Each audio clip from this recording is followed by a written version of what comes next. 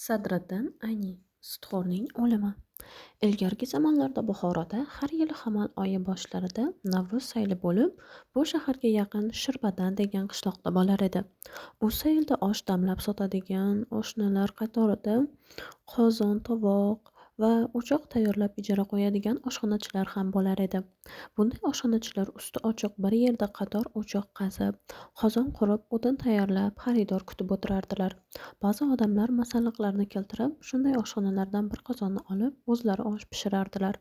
Oshxonachiga qozon tovoq va o'tin uchun haq to'lardilar. Saylga borgan oshnalarimizdan bir nechasi shunday oshxonalarning birida osh qilmoqchi bo'ldi. Ular orasida men ham bor edim. Bunday vaqtlarda oshpazlik vazifasi mening bo'ynimga tushar edi. O'rtoqlar bu xizmatim muqobilida meni harifona puli to'lashdan ozod qilar edilar. O'rtoqlar osh masallig'ini sotib olib, men bilan birga haligi oshxonalarimning birisiga bordilar. Ular go'sht, yog', piyoz, sabzini to'g'rab bergandan keyin tomoshaga chiqib ketdilar. Men osh pishirish uchun u yerda qoldim. Men yog'ni eritib, dog'lab, piyoz go'shtni solib qovurar edim. Keyin sabzini bosib, biroz suv quyib qaynatib, go'shtining pishishini kutdim. Hali oshga guruch solmasimdanoq qayerdandir qori ishkamba paydo bo'ldi. U men bilan salomlashib, odati bo'yicha "Hujra kerakmi?" deb so'rab, mendan "Yo'q" javobini olgandan keyin sheriklik osh qilayotgan yo'ldoshlarimning kimlar ekanligini so'radi. Men bir necha kishining nomini aytdim. "Ha, hammalari o'zimizniki ekanlar-ku", deb u mening oldimdan ketdi va qo'shnidagi oshxonaga kirib, oshlarning tayyor bo'lishini kutib o'tirgan bir to'da odamlar davrasiga joylashdi. Men guruch solib oshni damladim. Biznikilar ham yetib kelib, davra olib o'tirdilar. Bu orada qori ishkamba joylashgan davraning oshi uzildi. Ular yemoqqa kirishdilar. Qori ishkamba har bir osham oshni lunjiga tiqqandan keyin bo'ynini cho'zib, bizning qozonimiz tomon ko'z tashlar edi. Men ham oshni suzib, o'z davramizga keltirib qo'ydim. Qori ishkamba bizning davraga osh kelganini ko'rgani hamon o'rnidan turdi. Lekin u davradagi tovoqning tagida bir oshamcha osh qolgan bo'lib, allakim hazillashib, "Qori amaki, shuni ham yeng, uvol bo'lmasin", degan bo'lsa kerakki, u egilib tovoqdagi oshni sidirib oldi-da, yog'ni tomza-tomza oshni og'ziga tiqqani holda bizning davraga yugurdi. Bizning davrada otasi o'rtacha bo'ylarda bo'lgan bir kishi bor edi. Shu kishi qori ishkamba bilan oshna va hazilkash edi. U kelib bizning davraga o'tirgandan keyin haligi boyvachcha unga "Qori amaki, sizning qo'lingizdan qutulish kuni yo'q ekan-da", dedi. "Mashaqda boshingizda aylanay boyvachcha, mashaq, bechora odamning ishi mashaq terishdir. Hovliga borib-ku nabirasi deb oshni yeysiz. Endi bu oshni nima deb yeysiz?" "Bu averasi, boshingizdan aylanay", dedi qori ishkamba kulib. Suyaklar tozalanib bo'lgandan keyin "Oshdan oling, oling" boshlandi. Ammo qori ishkamba hech bir kishining oling deyishini va oshdan olishini kutib turmay, tovoq ustiga engashdi. Undan keyin na biron kishiga gapirar va na biron kishining gapiga javob qaytarar edi. Besh barmog'ini yozib, oshni go'sht va yog'i bilan chaqaloqning kallasiday qilib olib og'ziga tiqqani hamon yana oshga panjasini uzatar edi. Qori ishkambaning cho'zilib tovoqning tagigacha suqalayotgan barmoqlarini ko'rib, biznikilardan biri uning qo'liga ishorat qilib, "Qori amaki, bu panjami, panshaxa?" deb so'radi. "Panshaxa-da", dedi boshqa birisi. "Qori amakim mashaqchi bo'lganlaridan keyin to'g'ri kelganda xirmonni sovura beradilar. Shuning uchun o'zlari bilan birga panja o'rniga panshaxa olib yuradilar." Ammo qori ishkambaning o'zi bu so'zlarga kulimsirashdan boshqa javob bermas va boshini tovoq ustidan ko'tarmas edi. Yolg'iz ora-sira o'ng qo'lini tovoqqa bosib turgan holda chap qo'li bilan kosani olib suv ichar edi. Qori ishkamba og'ziga oshni shu qadar ko'p joylardiki, chaynayotgan vaqtida guruch donalari og'zidan tovoq ustiga sochilar edi. Men bu holni ko'rib, osh yemoqdan qo'l tortdim. Boshqa o'rtoqlar ham oshning tagidan uning og'zidan sochilgan guruchlar tushmagan joydan oz-oz olmoqda edilar. Kosadagi suv tugadi. Qori ishkambaning ustma-ust og'ziga joylashgan oshi tomog'iga tiqilib qoldi. Men oshxonaga qarab, "Sumba keltiring, sumba", dedim. Oshxonachi taajjublanib, "Menda sumba yo'q, sumbani nima qilasiz?" dedi. "Axir birovning tomog'iga osh tiqilib qolsa nima bilan qorniga joylash kerak?" Oshxonachi tovoq tevaragida o'tirganlarga qarar ekan, og'zi to'la osh bo'lib uni yutolmay turgan qori ishkambani ko'rib birdan tushundi va kosani olib borib suv to'ldirib kelib uning oldiga qo'yib, Tomog'iga osh tiqilganlarni sumbasi suv bo'lsa kerak dedi. Qori ishkambaning yana biron joyda iskab topgan osh bo'lsa kerakki, bizning tovoqni bo'shatgandan keyin tovoqni olishni va dasturxonni yig'ishtirishni ham kutmagandanoq o'rnidan irg'ib turdi-da, qo'lini moyini mahsisiga artib, oshxonadan chiqib ketdi. Bizning davradagilarni bu chaqirilmagan jirkanch mehmonning qiliqlaridan tablari tirriq va dimoqlari kuygan. Men bo'lsam tamom asabiylashib ketgan edim. O'zim mehnat qilib pishirgan oshdan mahrum bo'lganim ustiga uning osh yeyishidan ko'nglim shunday aynidiki, och bo'lsam-da ko'nglim osh tusamay qo'ydi. Men Musoning alamini Isodan olmoqchi bo'lib, boyvachchadan so'radim. Bu itning sen bilan qanday aloqasi bor ediki, sening isingni iskab kelib, bizning davrani bulg'atib ketdi? Bu odamning men bilan qanday aloqasi borligini hikoyasi uzun. Uni boshqa vaqt aytib beraman, dedi u. Men u bilan sening orangda gapirilgan nabirasi, avirasi degan so'zlarning ma'nosini anglamadim. Agar sen shu ilmoqli so'zlarni menga ochib bersang, hammasini bag'ishlayman, dedi. Bu odam sutxo'r, dedi boyvachcha. Pulni orttirib olish sharti bilan qarzga beradi. Pulning tagida orttirib olgan foydasini pulning bolasi deydi. Pulning foydasini nabirasi, foydasini avirasi deydi. Boyvachcha sutxo'rlarga xos bu iboralarni aytib bergandan keyin izohga kirishdi. Har kim bu odamdan qarzdor bo'lsa, albatta bu odamdan pulning tanini shart qilingan foydasi bilan birga to'la oladi. Bundan boshqa u odamning qarzdorlik muddati orasida kundan yoki kunora oqshomda uning uyiga borib ovqat qiladi. Mana shu ovqatini nabirasi deb ataydi. Boyvachcha u bilan o'z aloqasini, hikoyasini boshqa vaqtga qoldirgan bo'lsa ham, o'zi sezmasdan u hikoyaning bir qismini aytib yubordi. Mening ham undan bir mablag' qarzim bor. Shu munosabat bilan u tunov kuni oqshom bizning uyga kelib, nabirasi deb osh yegan edi. Ammo bugungi oshni avirasi deb atadi. Ya'ni menga qarz bergan pulning foydasi deb hisobladi. Shirbadan sayli voqeasidan taxminan 9 oy o'tgan edi. Bir kecha shomdan keyin boyvachcha mening hujramga keldi. U salomlashib so'rashgandan keyin, bu kecha mening qori ishkambada bir ishim bor. U menga soat 10larda uyimga borsangiz meni ko'ra olasiz deb va'da bergan edi. Eshitishimcha u hech bir kishini kechqurun uyiga yo'latmas ekan-ku, deb uning so'zini bo'ldim. Avvali shuki, bu ish mendan ko'ra unga foydaliroq. Shuning uchun kechqurun ham meni uyiga qabul qilishga majbur. Ikkinchidan, uning mendan ko'ngli yo'q. Mendan hayiqmaydi, degandan keyin boyvachcha o'z so'zini davom ettirdi. Kechqurun soat 10da, ayniqsa havo bulutli bu kechada ko'chada yolg'iz yurish qo'rqinchli. Agar bemalol bo'lsam, siz menga hamroh bo'lsangiz, men u odamning shu betidan bezorman va unga duch kelishishni o'lim bilan barobar bilaman. Lekin modomiki sizga hamroh bo'lmoq uchun bir odam kerak ekan, mayli boraman. Do'stlar bilan birga bo'lmoq to'y tomoshadir deganlar. Unga duch kelish, ayniqsa uning uyiga borish o'limdan battarroq bo'lsa ham, u yerda qiziqtiradigan ishlar bo'lishi ham mumkin. Tomosha qilasiz, deb boyvachcha mendan havas uyg'otib qo'ydi. Biz ikkovlashib va'da vaqti yaqinlashgan chog'da ko'chaga chiqdik. Havo bulut, oysiz bir tun edi. Bundan kechada Buxoroning chiroqsiz, egri-bugri tor ko'chalarda yurish juda qiyin bo'ladi. Xayriyatki qor yog'moqda va hamma joyni oqartirib ko'chaga ko'r, oydan kabi g'ira-shira yorug'lik bergan edi. Bo'lmasa bunday kechada yo'lni ko'ra olmay, peshonamizni biror devorga urib boshimizni yorib olishimiz ham hech gap emas edi. Biz Ko'kaldosh madrasasi sahnining g'arb tomonida zinasidan tushib, o'ng qo'lga burilib, madrasa bilan Shayxona masjidining orasidagi ko'cha bilan shimol tomonga qarab yo'naldik. Madrasaning g'arbiy shimoliy burchagiga kelganimizda chap qo'lga burilib, somon yo'li bilan g'arb tomonga qarab boraverdik. Ko'chada hech bir jon asari, hech qanday tovush va harakat yo'q. Qorning shivirlashidan boshqa ovoz eshitilmas edi. Faqat shu orada g'arb tomondan kelayotgan mirshabning dovul sasi eshitildi. Biz u usti yopiq rasta bilan o'tib, o'z postiga borar, deb yo'limizdan qaytmay ketaverdik. Lekin biz Kemoxtgaron ko'liga yaqinlashganimizda mirshab ham o'z dastasi bilan poyabzalfurushlik rastasidan chiqib bizga qarshi kelaverdi. Mirshabning o'zi otliq odamlari piyoda edilar. Buxoro mirshablarining odati o'g'ridan qochmoq, o'g'rini tutmoq edi.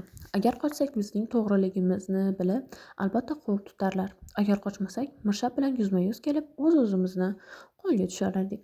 Boyvachcha bu holdan juda qattiq qo'rqdi. Uning qo'rqishi shu jihatda ediki, mirshab qo'liga tushib qolsa, qori ishkambaga to'lash uchun tayyorlangan pulidan bir qismini berishi. Shu bilan bu kecha uning hisobini baravar qila olmay qolishi yoki mirshabxonada ertagacha yotishi. Erta baribir yo o'zi, yo otasi pul to'lab qutulishi kerak edi. U yalingan ohang bilan, "Endi nima qilamiz?" deb so'radi mendan.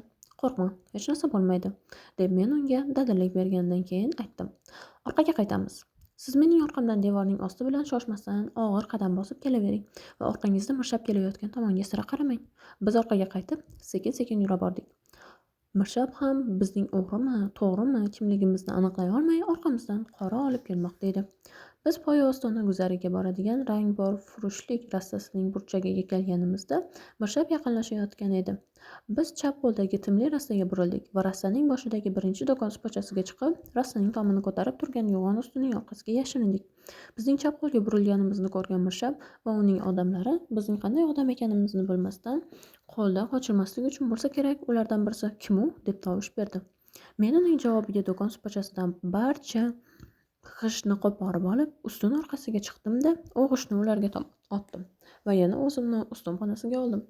Shu bilan mirshab bizning o'g'riligimizni aniqlagan bo'lsa kerak. Biz turgan tomon kelishni xatarli bilib, orqasiga qaytdi va dovulni chalmasdan kelgan yo'li bilan ketaverdi. Mirshab borib poyabzal furushlik rassasiga kirib ketgandan keyin biz butun ustun orqasidan chiqib, tag'in qaytgan tomonimizga qarab yo'l soldik va bir necha daqiqada qori ishkamba hovlisiga borib yetdik. Boyvachcha qori ishkambaning eshigini taqillatdi.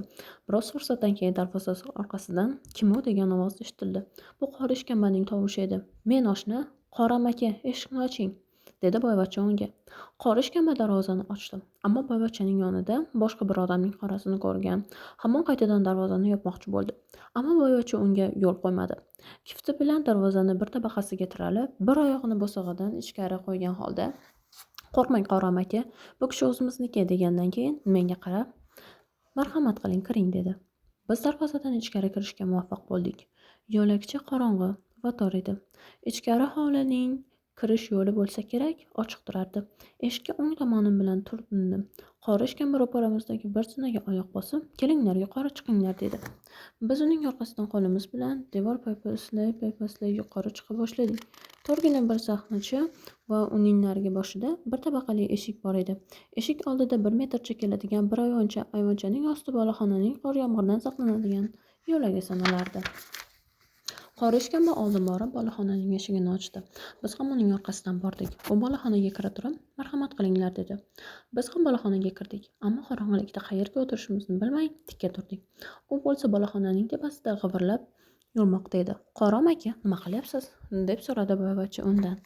"Lampani axtarib topdim. Qani, gugurtingiz bormi?" "Menda gugurt yo'q ekan", dedi boyvachcha cho'ntaklarini axtarib ko'rgandan keyin. "Menda ham gugurt yo'q", dedim men. Qori ishkamba oyoq o'yini qilayotgandek boloxonani gumburlatib tepa boshladi. "Boloxonaning osti, ichkari hovlidagi uyim. Ular gum-gumni eshitib ichkaridan chiqadi", dedi. Haqiqatan ham ko'p vaqt o'tmasdan zina tomondan oyoq sharpasi eshitildi. "Lampani chiqar, undan bu lampani yondiray", dedi. Qori ishkamba zina boshiga chiqqan kishiga lampani yondirish uchun gugurt so'ramay, "Nega lampa so'radingiz?" dedi bola qoriga. "Hisob yuzasidan", dedi qori ishkamba. "Har kecha uyimda bir dona gugurtdan ortig'i sarf bo'lmasligi kerak. Xoh o'choq bo'lsin, xoh chiroq. Bir-birovlarni yondirishlari lozim. Har holda mening qo'limdagi 5-10 tanga pulni odamlar foydaxo'rlikdan topgan deb o'ynaydilar. Holbuki men har bir narsamni tejashdan, xarajatdan, isrof qilmasdan topganman. To'g'risi, chiqim qilmaslikdan deng", dedi boyvachcha.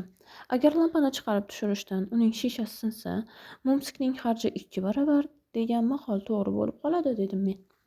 "Singan shishaning zarari menga emas, u lampaning egasi bo'yniga tushadi", dedi ishkamba. "Uning uchun bu lampani yondirishga ichkariga berib yurmay, u lampani bu yerga olib chiqishni buyurdim".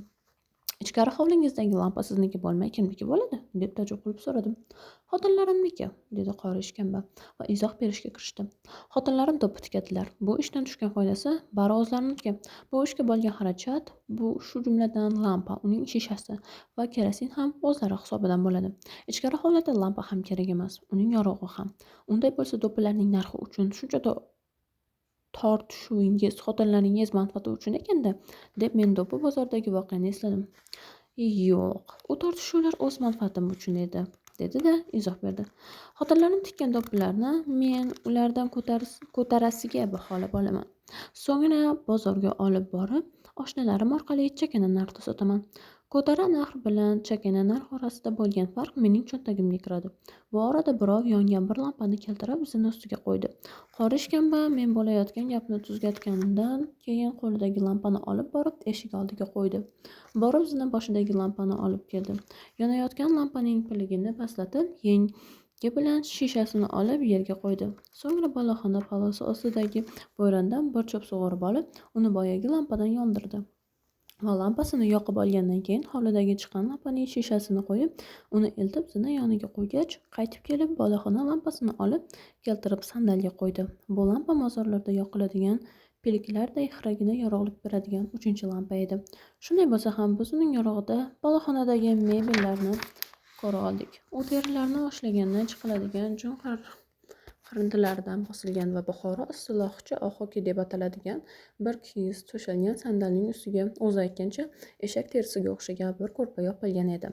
Ammo sandal tevaragidagi ko'rpachalar undan ham qisqart, ya'ni eshak to'qimiga yoki qo'tir tuyaning juniga o'xshar edi. Marhamat qilinglar, sandalga o'tiringlar, dedi u. Biz o'z kiyimimizga yaxshilab o'ralganimizdan keyin sandalning ikki tomoniga sezgir oyoqlarimizni sandalga uzatgan hamon qaytib tortib olishga majbur bo'ldik. Bu sandalmi yoki muzxonami, Qori amaki? Deb so'radi boyvachcha undan. Hali shu havoda ham oyog'ingiz saqotdimi? Dedi Qori ishkamba. Boyvachchalar oyog'i shilqa nozik bo'lar ekan-da. Qishloqi mullavachchaning oyog'i ham ishdan chiqadi, dedim men. Bir qarich qor kavushga kiradigan bo'lganda fe'l ham ko'chaga chiqsa sovqotadi. O'zingiz shu vaqt ko'chaga chiqib bir kesib kelsangizchi? Men hozir ko'chadan keldim, dedi u. Necha mahalla ko'ylarni kezdim, necha joyda choy ichdim. Bir necha hovlida osh yedim. Agar boyvachchaga va'dalik bo'lmasa edim, tag'in 2 kun ko'chalarda yurar, oshlari juda kech tayyor bo'ladigan oshnalarimning ham ovqatlarini yeb kelardim. Siz o'z uyingizda ham osh yeganmisiz? Deb so'radim. Qori ishkamba sira o'ylamasdan hozir javoblik bilan sira yemaganman. Modomiki oshnalar uyida tayyor osh topilar ekan, nega o'z uyimda qozon tovoq qilib o'tiray? Nega 100 ming mashaqqat bilan topgan pulimni bekorga isrof qilaman? Deb biroz jim turgandan keyin yana davom etdim. Gapim yolg'on bo'lmasin, yilda 2 marta o'z uyimda osh yeyman. Ishonmayman, dedi boyvachcha. Sira aqlim bovar qilmaydiki, sizday odam xarjlab uyida osh pishirtirib yesin. Men pul xarjlab osh pishirtirib yemayman, dedi u cho'zib va izoh berib. Xotinlarim yilda 2 marta Muharram va Rajab oylarida osh qilib 3 ta qori chaqirtirib otalarining arvohiga Qur'on xatm qildiradilar. O'sha vaqtda oshni qorilarning oldiga olib chiqaman va ular bilan birga o'tirib yeyman. O'zingiz-ku, qori, dedim men unga. Nega xotinlaringizni pulini begona kishiga berasiz? Shuning o'rniga o'zingiz Qur'on xatm qilib pullarni olsangiz bo'lmaydimi? Xotinlar unamaydi. Siz Xudoni ham aldaysiz, Qur'on o'qimasdan pulni olasiz, deyishadi, dedi Qori ishkamba. Lekin men hisobni topdim. Xotinlar har bir qoriga 7 tangadan qog'ozga o'rab, 3 qoriga 21 tangani menga topshirib qorilarga chiqarib bering, deydilar. Men yo'lakda turib, har bir qog'ozdan 2 tangasini cho'ntagimga uraman-da, qolganini qorilarga chiqarib beraman. Natijada har bir qoriga 5 tangadan tanga, menga bo'lsa 6 tanga o'lja bo'ladi. Ya'ni 6 tangani o'g'irlayman deng, dedi boyvachcha. Nega bu ish o'g'irlik bo'lsin, dedi Qori ishkamba biroz zardalanib. Men chetdan chaqirilgan qorilardan ko'proq va yaxshiroq Qur'on o'qib, qaynotalarim arvohiga bag'ishlayman. Buni ahmoq xotinlarim bilmasalar ham Xudo biladi. Qori amaki, dedi boyvachcha, agar puldan umidingiz bo'lsa, darrov bir bog' olov keltiringki, oyoqlarim muzlab ketdi, qo'llarim ham tarasha bo'ldi. Qori ishkamba o'rnidan turib, yana yerni gumburlatib tepdi. Bir daqiqadan keyin ikkinchi hovlidan uning oldiga bir odam chiqdi. Ichkaridagi sandaldan bir xokandoz olov olib chiq, dedi Qori u odamga. Bir daqiqadan keyin u odam olovni chiqarib, zina boshiga qo'ydi. Qori ishkamba xokandozni olib keldi. Xokandoz ichida ozgina qo'r aralash kul bor edi. U o'sha qo'r kulni xokandozi bilan sandal ichiga qo'ydi. Nega xokandozni bo'shatmasdan u bilan qo'ydingiz, deb so'radim. Buning hikmati bor, dedi u. Qanday hikmati? So'ngra anglaysiz. Biz oyoqlarimizni qo'r aralash kul ustiga uzatdik. Issiqligi juda oz bo'lsa ham saldan keyin mahsularimizga yopishib qolgan muzlarni erita boshladi. Sandalingiz burun yaxdan bo'lsa, endi yaxadon bo'ldi, dedim unga.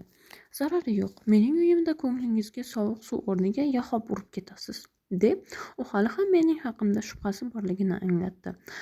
Qani bo'ling, daftaringizni tezroq keltiring, hisobingizni to'g'rilab tezroq jo'naylik. Bo'lmasa bu yerda muzlab qolib, ajalimizdan 5 kun burun o'lamiz, dedi boyvachcha. Qorishgan va o'rnidan turib boyvachchani buriti, mo'ylov bilan imlagani holda eshikdan chiqdi. Boyvachcha ham bir ko'zini qisib menga qaragandan keyin uning ketidan chiqdi. Ular boloxonaning sahnida bir-birovlari bilan biroz pichirlashgandan keyin qori ishkamba zinadan tushib ketdi va boyvachcha iljayib mening oldimga kirdi. Qanday gap ekan, deb so'radim boyvachchadan. Hech bir gap yo'q, sutxo'rlarning odati shu, dedi. U aytadiki, men pulni qo'lingizdan kechasi olib bir begona odamning oldiga uyimga kirg'izib qo'ymayman. Borib biror kishini o'zim bilan birga olib kelaman. Undan keyin sizning qo'lingizdan olib birgalashib ko'chaga chiqamiz. Siz yo'ldoshingiz bilan o'z tomonlaringizga ketasiz. Men u odam bilan birga pulni olib borib, o'zimga ma'lum bir joyga qo'yaman.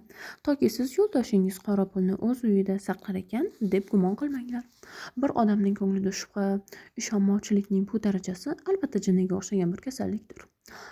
Jinnidan hech kim ranjimaganidek, men ham undan ranjimadim va uning mening haqimda shubhasini bu darajaga yetgani va uyalmasdan uni boyvachchaga ma'lum qilgani boshida menga qattiq ta'sir qilgan bo'lsa ham, tezda ko'nglimdan chiqardim.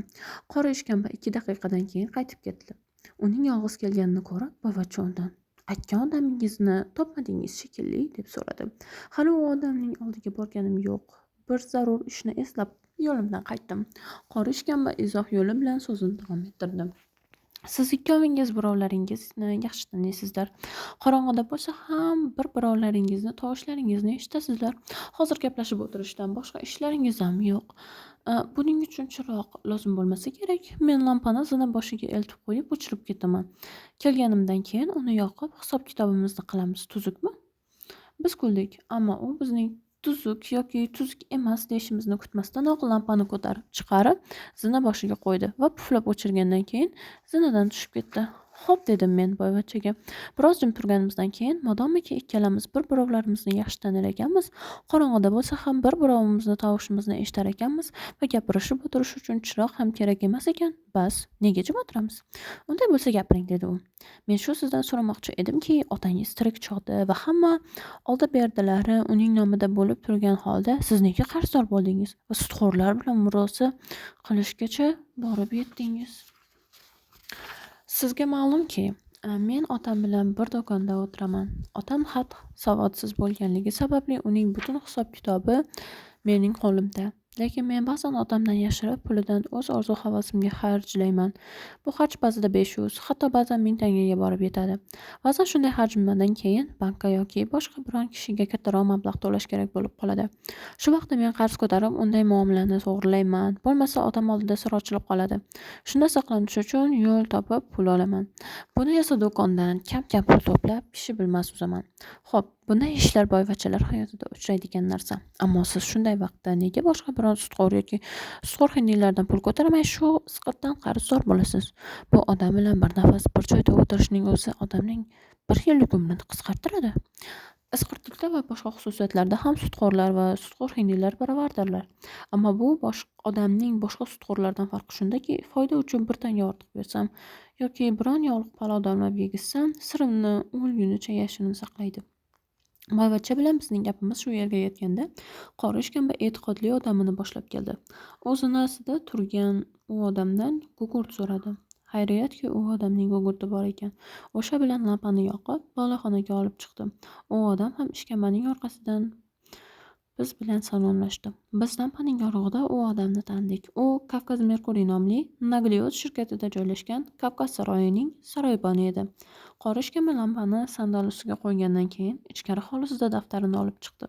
Boyvachcha ichki cho'ntagidan Buxoroning 1000 tangasi bilan barobar bo'lgan 150 qog'oz aqchani chiqarib, qori ishkambaning oldiga qo'ydi. Undan keyin ustki cho'ntagidan tanga chiqarib, undan 25 va 15 tiyinlik tangani sanab, "Bu bolasi", deb uni ham qori ishkambaning oldiga surdi.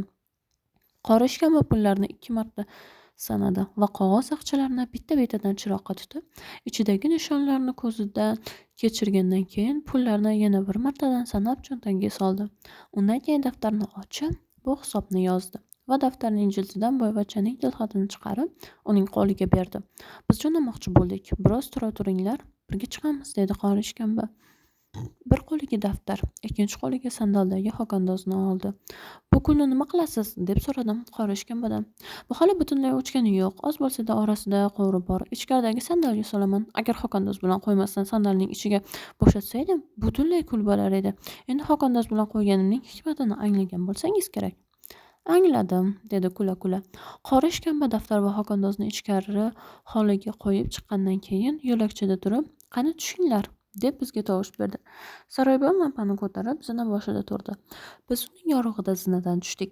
Qora ishkamba Saroybonga lampani o'sha yerga qo'yib o'chirishni buyurdi. Biz ko'chaga chiqdik. Qora ishkamba ham Saroybonni ergashtirib, bizning orqamizdan chiqdi. Darvoza ichkaridan berkilandi. Biz hammamizning poyabzal furushlik saroyigacha birga bordik. U yerda Qora ishkamba bilan Saroybon Xo'ja Muhammadiy perron tagiga qarab yo'naldilar. Biz Kemuxturon tomoniga qarab burildik. Hali ham yog'moqda bo'lgan qorning qalinligi to'piqqa yetgan edi. Kunlardan bir kun Qora ishkamba Buxoroning Mog'oq masjidida bomdod namozini o'qib, namozdan keyin bo'ladigan masnaviyxonlikni eshitdi. So'ngra masjiddan chiqib, eshik oldida supachaga o'tirib, qandaydir duolarni o'qib, tasbeh o'qira boshladi. Shu vaqtda oddiy dehqon kiyimidagi bir odam kelib, qo'l qovushtirib unga salom bergandan keyin masjid eshigining boshqa bir supachasiga o'tirib, Qora ishkambaga qaray boshladi. Qora ishkamba u odamni Mag'oq masjidga nazoratdagan va o'zini masjidning nazrxo'ri deb gumon qilgan bir dehqon deb o'yladi va undan ko'proq nazr untirish uchun bir necha daqiqa yana ham balandroq ovoz bilan duo o'qib, tasbeh donalarini hisob chutiday chaqirlatib o'tirgandan keyin qo'lini yuziga surtib, uning salomiga javob qaytardi va unga "Xo'sh, nazr niyozingiz bo'lsa chiqaring uka", dedi. "Mening nazr-pazarim yo'q-ku, lekin sizdan qarz so'ramoqchiman", dedi u dehqon. "Qancha qarz olib, qancha foyda bermoqchisiz va zarkafelingiz kim?" so'radi dehqondan. Qora ishkamba bilan dehqon gaplashayotgan chog'da Mag'oq masjidi oldida do'konlardan attorlar kela boshladilar. Ular o'z do'konlarini ochishdan burun bularning nimalar to'g'risida gaplashayotganlariga qiziqib, gaplashuvchilarning oldilarida to'planaverdilar. Pul muomalasini va umuman pul to'g'risidagi ishni hammadan yashirishni istagan ishkamba odamlar oldida o'zining boyagi so'roqlariga javob olishni o'zicha nomunosib ko'rib, dehqonga "Turing, men bilan yuring. Boshqa biron xilvatroq joyga borib gaplashamiz", deya o'rnidan turdi va dehqonni ergashtirib, Shonataroshilik tor ko'chasidagi tahoratxonaga kirgizdi. Namoz vaqti bo'lmaganidan u yer tahorat oluvchilardan xoli va biron odamning kelib ketish ehtimoli ham yo'q edi.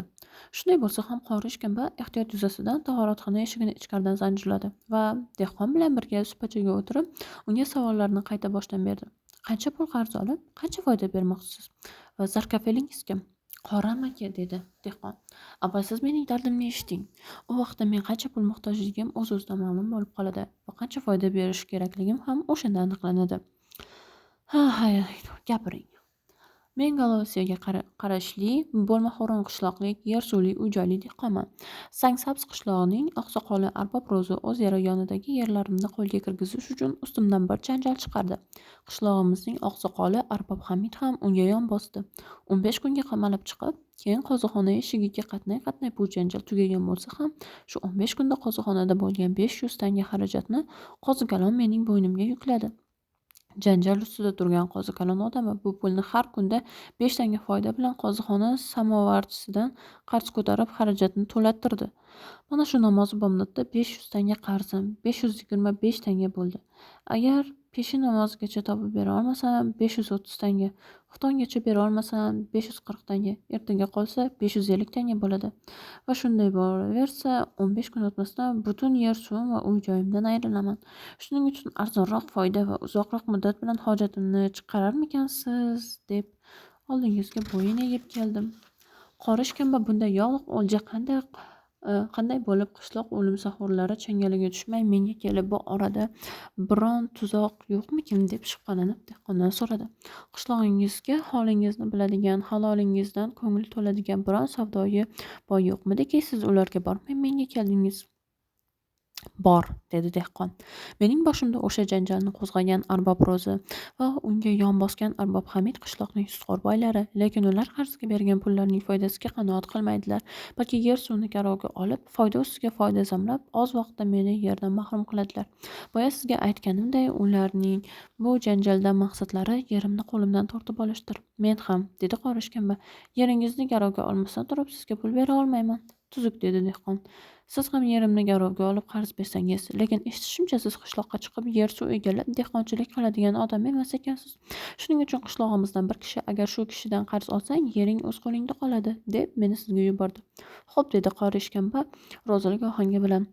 Har 100 tanga uchun oyda qancha berasiz? 5 tanga. Haligacha har 100 tanga uchun oyda 2,5 tangadan ortiq foyda yuzini ko'rmagan ishkamba 5 tangani eshitib yuragi yorilar darajada shodlangan bo'lsa ham yana pul orttirish umidi bilan yo'q dedi. Har 100 tanga uchun oyda 10 tanga bersangiz bu ishni qilaman. Bo'lmasa yeringizga ko'z tikkan o'sha qishloq sutxo'rlari oldiga boravering. Qishloq sutxo'rlari, dedi dehqon. Jumladan arbob rozining o'zi ham mening yerlarimni garovga olish sharti bilan har 100 tanga uchun oyda 10 tanga taklif qildilar. Yerim qo'ldan ketadi deb bu taklifni qabul qilmadim. Sizni menga insofli sudxo'r deb 5 tanga uchun oyga 2,5 tangaga rozi bo'ladigan sudxo'r deb darak berdilar. Shunday bo'lsa ham men insof qilib qishloq boylari taklif qilgan bahosining yarmisini, ammo siz o'sha shahar xalqidan olib turgan foydaning 2 barabarini taklif qildim. Agar bunga unamay o'sha qishloq sudxo'rlari talab qilgan oyda 10 tanga talab qilsangiz, siz bilan ular orasida qanday farq qoladi? Natijada baribir mening yerim tez orada qo'limdan ketadi. Chunki bu og'ir foydani to'lay olmayman. Siz darrov mening yerlarimni o'sha boylarga sottirib olasiz. Lekin o'shanda ham shart qilingan hamma foyda unmaydi. Bir ish qilingki, na issiq quysin, na kabob. Na mening yerlarim qo'ldan ketsin, na siz shahar xalqidan oladigan foydangiz 2 barabari bo'lgan foydadan mahrum qoling. Qori ishkamba o'zining manfaatiga muvofiq bo'lgan bu yo'lga qarshi ayta oladigan javobi bo'lmasa ham, boshqa yo'l bilan foydani yana biroz orttirmoqchi bo'ldi. Xayr, mayli, boring, baraka toping. Faqat mening namozxon pokiza odamligimni nazarga olib, duolarimdan umid qilib 100 tanga uchun oyda 6 tanga foyda bering. Bir oyda 1 tanga qayerga ketmaydi. O'shanda ham siz uchun 500 tanga har oyda qozixona samovarchisiga beradiganingizdan ko'ra 720 tanga arzon tushadi. Xayr, mayli, boring, siz ham baraka toping, dedi peshin vaqti yaqinlashib qozi samovarchisiga beriladigan pulning yana 5 tangaga orttirishidan qo'rqqan dehqon. Unday bo'lsa pulni darrov bering, men olib samovarchiga to'lay. Ey, qiziq gapirasiz-ku, dedi qori ishkamba. Men sizni tanimasdan qanday sizga pul beraman? Avval borib yer suvingizni aniqlashim, uni xatlashim kerak. Bundan tashqari siz biror inobatli yerli suvli zarkafil topishingiz kerak. Undan keyin men pul olaman. Xo'p, dedi dehqon. Boring, o'z ko'zingiz bilan yerlarimni ko'ring, qo'shnilarimdan mening qanday odamligimni tekshiring, lekin zarkafil top deb o'tirmang. Birinchidan, zarkafil qarzdor pul bera olmagan vaqtda naqd pul chiqarib berish uchun kerak. Mening do'stlarim orasida unaqangi puldor odam topilmaydi. Ularning hammalari qo'l mehnati bilan kun ko'rib yurgan odamlar. Ikkinchidan, zarkafil pul egasining ko'nglini to'ldirish uchun kerak. Men o'z yerlarimni sizga xat qilib berganimdan keyin, agar men bu pulingizni bera olmasam, siz darrov yerlarimni sottirasiz. Bu orada zarkafilning nima keragi bor? Xo'p, deb qori ishkamba bu shartga ham rozi bo'ldi. Endi yerlarimni tekshirish va vasiqa qilish uchun qachon borasiz? Shu 2-3 kun orasida. Jon qori aka, erta-indin boring. Samovarchining garganidan qarzi og'irlashib ketmasin, deb dehqon o'rnidan qo'zg'aldi. Tez borish uchun harakat qilib ko'raman, dedi qori ishkamba. Va ham o'rnidan turdi va tahoratxonadan chiqa turib dehqondan so'radi. Bo'lmaxo'ranga borsam sizni kim deb so'roqlay? Hamroh Rafiq, dedi dehqon va qori ishkambadan tezroq borishini yana bir bor yalinib so'ragandan keyin Taroqchilik ko'chasida o'tib rastadan chiqib ketdi. Qori ishkamba bo'lsa katta rastaga chiqib kundalik ishlari orqasidan tushdi. Qori ishkamba hamroh Rafiq bilan o'qilgan suhbatning erta shaharga chiqib Galaosiyo tomoniga qarab piyoda yo'lga tushdi. Piyoda yurishda semizligi qonining kattaligi azob bersa ham u iloji boricha yugurmoqda va terga botib nafasi qisilsa ham yo'rtilib lo'qillanmoqda edi. Uning bu shoshilishidan maqsadi Galaosiyodagi qo'zikalon noiba qishloqlariga chiqib ketmasidan burun borib noibxonadan topmoq va uning vositasi bilan hamroh Rafiqning ahvolini tekshirmoq edi. Qori ishkamba Galaosiyoga yetishib noibxonaga kirayotganida noibni ot ustida uchratdi. Qori ishkamba kutganday noib qishloqlarga chiqayotir edi.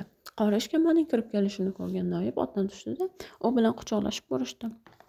Qori ishkamba bilan noib ko'rishayotgan chog'da noibxonadagi mulozimlar, sayislar va otboqarlar qiqirlashib kulishdan o'zlarini tiya olmadilar.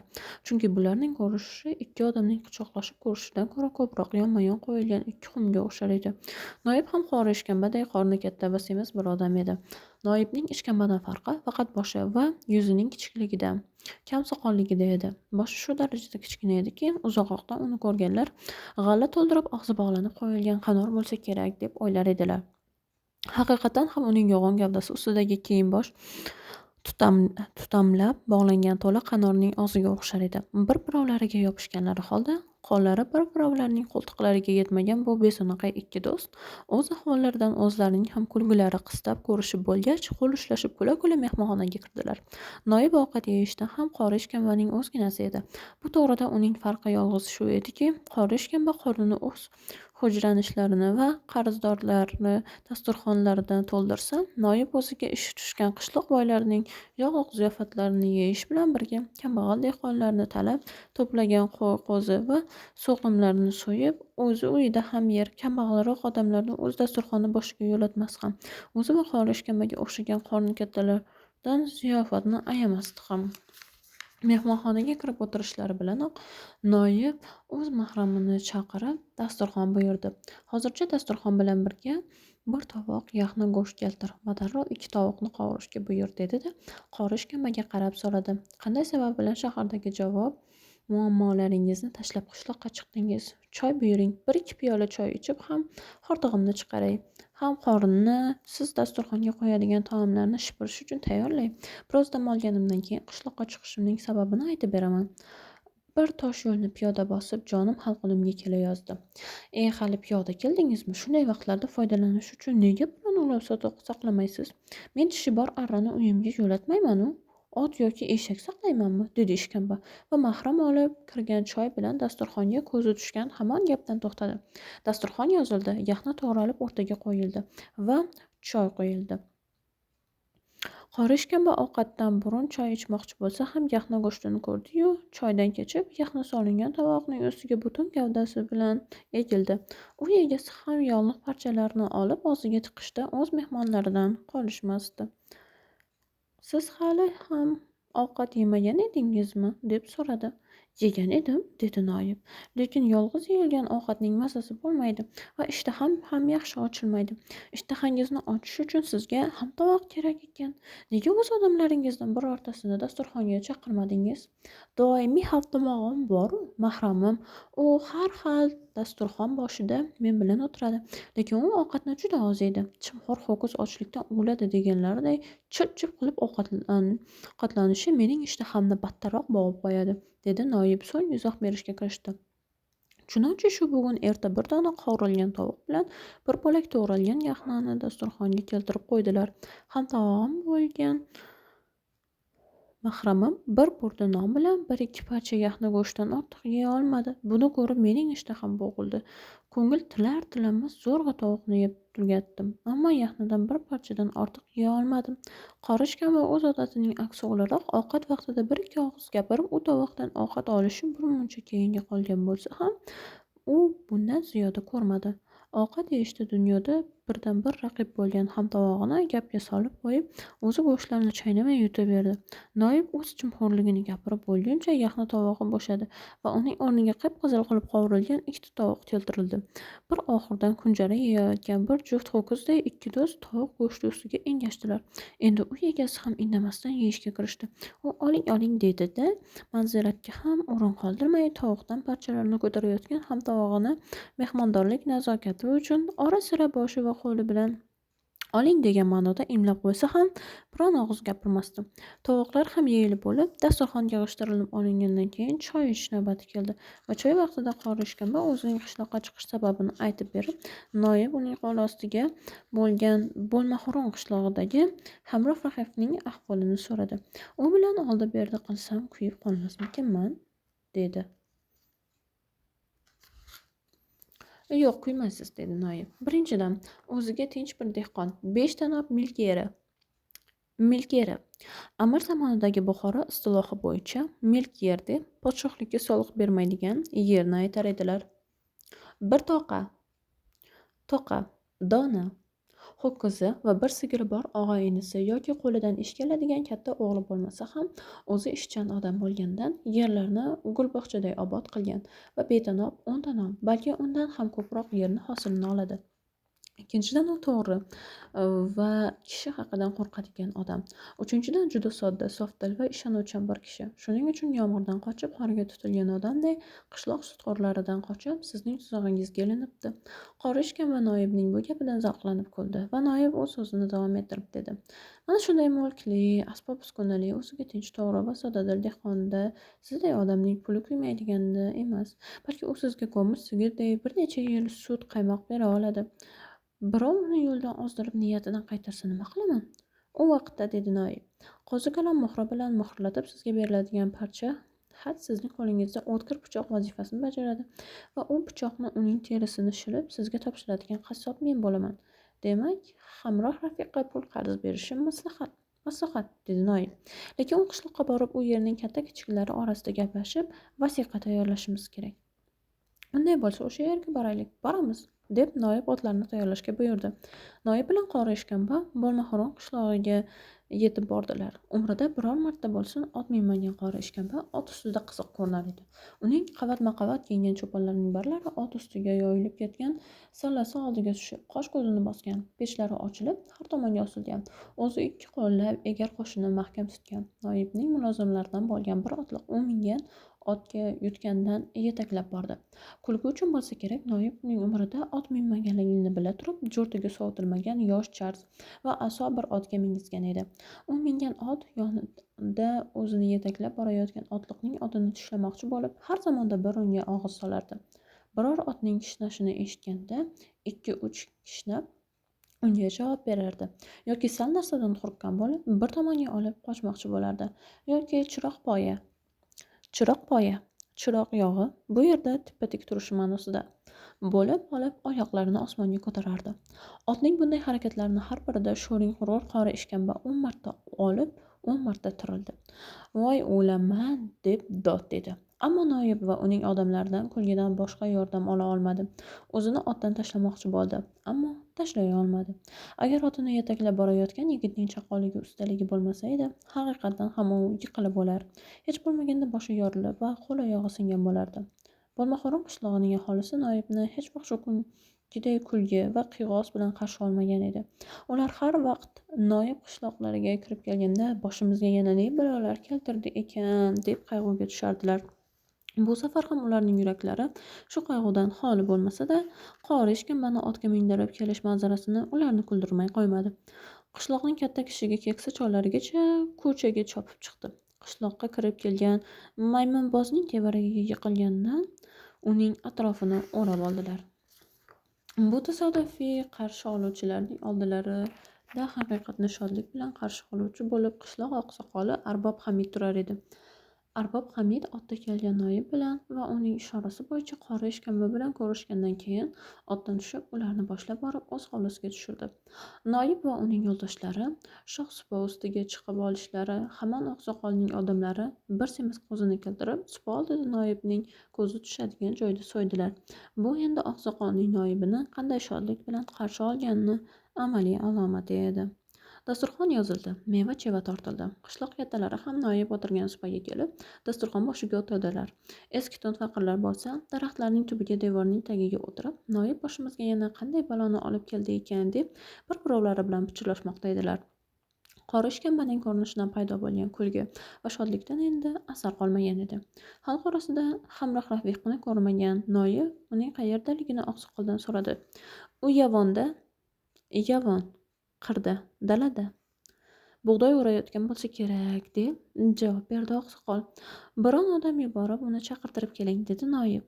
Oqsoqol pastda o'tirgan bir bolani chaqirib, hamroh rafiqni aytib kelishga buyurgandan keyin, unda nima ishingiz bor, deb so'radi Noibdan. Noib oqsoqolning javobiga Eshkamba bilan hamroh rafiq oralarida bo'lajak oldi-berdining xomchutini hikoya qilib bergandan keyin, bugun sizlarning huzuringizda mana shu ishni uzul-kesil hal qilib vasiqa tayyorlash uchun keldik, dedi. Ko'p yaxshi xush kelibsizlar, dedi oqsoqol. Noib va Qori Eshkamba tomonga qarab, qo'lini ko'kragiga qo'ydi-da, boshini hurmat bilan eggandan keyin gapini davom ettirdi. Lekin biror yer, bog' yo hovli sotiladigan yoki garovga qo'yiladigan va qanday yo'l bilan bo'lsa ham boshqa biror odamning qo'liga o'tkaziladigan bo'lsa, shariat yuzasidan hammadan burun u mulkni qo'shnisida bo'lgan mulklarning egalariga taklif qilish kerak. Agar bizga kerakmas desalar, undan keyin chetdan kelgan odam mulkka qadam bosa oladi. Ammo yer oluvchi qori akam bo'lsalar, bu savdoning ustida oqsoqollik qilib, bizning sahifamizni yengillashtiradigan siz bo'lsangiz, biz hech bir so'zsiz bunday ishni qutlaymiz.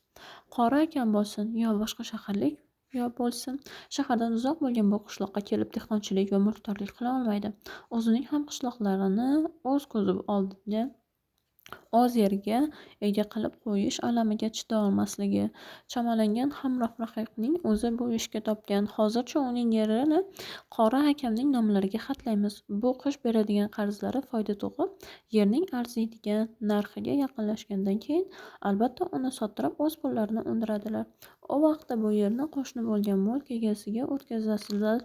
Boshqa biron kishiga berasizlarmi? Ixtiyorsizlarda. Har holda Qori akamning qadamlari o'z qishlog'ingizga tegishidan siz va qishloqning boshqa kattalari ziyon ko'rmaysizlar.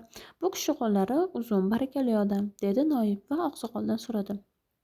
Hamroh rafiq yerlarining yonida yerlar egasi kim? Sangsab qishlog'ining oqsoqoli arbob ro'zi, deb javob berdi oqsoqol. Ana o'zlari ham kelib qoldilar. Supaning oldiga kelgan arbob ro'zining hurmatiga supadagilar o'rnidan turdilar. U supaga chiqib, noib, qori, ishkamba va noibning odamlari bilan ko'rishgandan keyin u egasi arbob Hamidning yuqoriga o'tirdi. Bo'lmaxo'rov qishlog'ining kattalariga qarab, ko'rganimiz, ko'rishganimiz, dedi. Arbob Hamidning odamlari arbob ro'zi noibga tortiq qilib keltirgan bir qop qovunni hovuz bo'yiga terib qo'ydilar. Ustiga to'rtta qovurilgan tovuq qo'yilgan bir dasta moyilli issiq patirni bo'lsa, har joyiga tashlab va ikkita patir bilan tovuq noibning oldiga eltib qo'ydilar. Noib tovuqlardan ikkitasini dasturxonning quyi tomoniga itarib, qolgan ikkitasini o'zi bilan Qori ishkambaga yaqinroq joyga qo'ydi. Noibning tovuqlarning ikkitasini o'z oldidan uzoqlashtirganda jahli chiqqan ishkamba achchiqlangan bir vaziyatda unga qaradi va shu qarash bilan go'yo undan bu yaramas ishning sababini so'raganday bo'ldi. Qori ishkambaning bu qarashi ma'nosini tamoman tushungan noib yuzini burishtirgan holda uning ko'ziga bir tikilib oldi. Go'yo shu tikilish bilan shahar xalqiga ko'ra to'qroq bo'lgan qishloq aholisi oldida bunday ochko'zlik ko'rsatish yaramasligini tushuntirmoqchi bo'ldi. Lekin Qori ishkamba parchalab supadagilarni oldiga qo'yilgan ikki tovuqni qo'lga kiritishdan umidini uzgan bo'lsa ham ko'zini undan uzmas va qo'li o'z oldiga tovuq go'shtini olib og'ziga solayotgan holda nazarini boshqa odamlar og'ziga kirayotgan tovuqlarning go'shtidan uzmasdi. Noib va Qori ishkamba oldidagilari tovuq qovurmasi yeyilib tugatilmasdanoq dasturxonga qo'zi qovurmasi keltirildi. Qo'zi qovurmasi tovuqlari bo'shayotgan chog'da tovuqdagi palovlarni keltirdilar. Supadagilar qorinlari yorilar darajada yetguncha ovqatlanib turganda, supadan naridagi daraxt va devor tublarida o'tirgan faqir fuqaroni hech bir kishi esga olmas edi.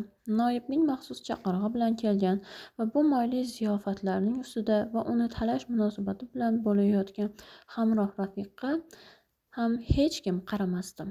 U ham eshik to'nlar qatorida bir daraxt tubida pisib o'tirar edi.